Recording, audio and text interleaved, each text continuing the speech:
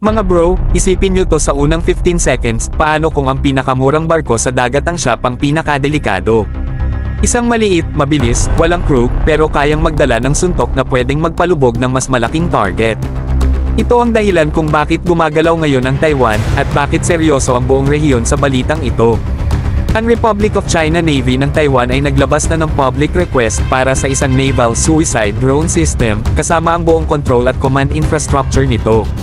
Dated December 8, 2025, malinaw ang gusto nila, unmanned surface vessels o USVs na kayang mag-operate sa high speed, long range, at under heavily contested conditions. Ito ay para sa aktwal na combat scenarios. Ang mga naval suicide drones na ito ay idinisenyo para sa autonomous missions. Ibig sabihin, pwede silang mag-navigate, umiwas, at umatake kahit may electronic warfare, jamming, at constant threat environment. Maliit man ang platform, pero ang epekto nito ay asymmetric. Isang USV na may explosive payload ay pwedeng magbanta sa mas mahal at mas malalaking warships ng kalaban. Ayon sa notice, bahagi ito ng National Defense Innovation Initiatives ng Taiwan na nakafocus sa asymmetric warfare. Logical ito, mga bro.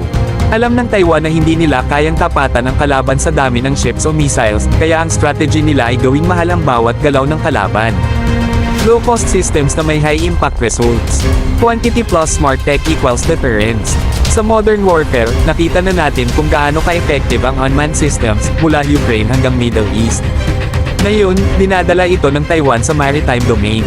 Imagine dozens, or even hundreds, of fast USVs swarming strategic choke points, ports, at landing zones.